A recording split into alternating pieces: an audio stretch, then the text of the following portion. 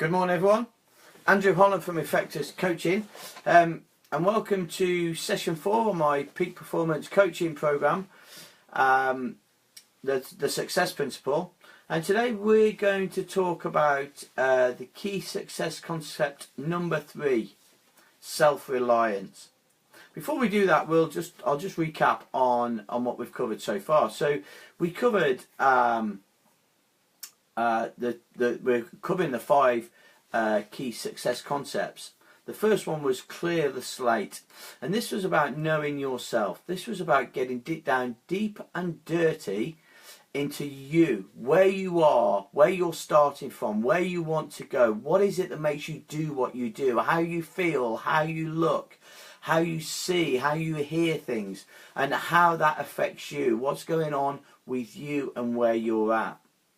And then we moved on to mindset. And we talked about the mindset, and this was about having more than a positive mental attitude.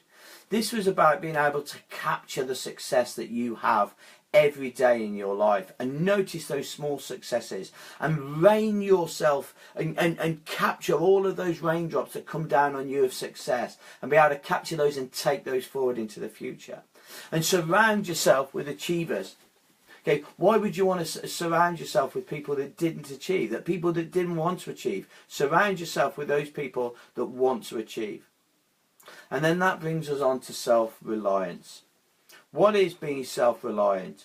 Well, it's about perseverance. So for my background of physical training and sport, and also through the business that I've done, I've seen so many people that are putting so much effort, and when they put in that effort, they have a mindset. They have a goal, should I say, rather than a mindset. They have a goal to achieve, and they get so close, and then they allow the bumps in the road to derail them.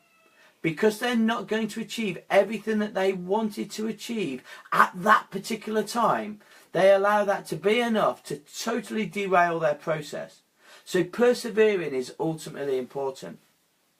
Because when we persevere, opportunities will present themselves. And then it's about being aware of those opportunities. Be aware of what is around us. Now, this is not aware of the things that we can't control. This is about what we can control. So it's everything that we think, everything that we say, everything that we do, everything that we feel, everything that we hear, everything that we taste, everything that we smell, and just recognize those opportunities that come. Because if it's outside of what we can control, then it's not a real opportunity for us. We may be able to take advantage and recognise the opportunity within the externals, but it must be about what we can control. What in this can we control? And it's about knowing when that we can't control it and we have to walk away from it, or be a little bit more tentative or a little bit more cautious around it. So it's becoming aware of the opportunities that we can control, because when we do become aware of those, we can focus. We can focus with a sharp, laser-like, eagle-like precision on what it is that we want, and we can control the now. Now, we hear about this all the time in sport. We talk about people, forget it, it's gone, it's past. And now, the more I work into business, the more I'm seeing people in business that fail to control the now. They allow what happened in their past, they allow what happened on the last deal that they went for to affect what's happening with them now. Forget it. It's gone. And I know it's a very easy thing to say, but it's something that we have to do if we want to become a peak performer. We can only control now. We can look to the future and we can have our goals and everything else that we do, but we must control what we do now in order to move forward. How do we do that? Well, we do that by taking action. Take action. What can you do right now? What can you do right now that's going to get you nearer to your goals? What can you be achieving? What can you be saying to yourself? What can you be seeing in your mind's eye? What is the visualization that you're putting together? How are you working with yourself to get yourself instant action on your goals? What are you physically doing? It must be instantaneous. We've got to take action, and take action right now. If we're going to wait till tomorrow, do you know what?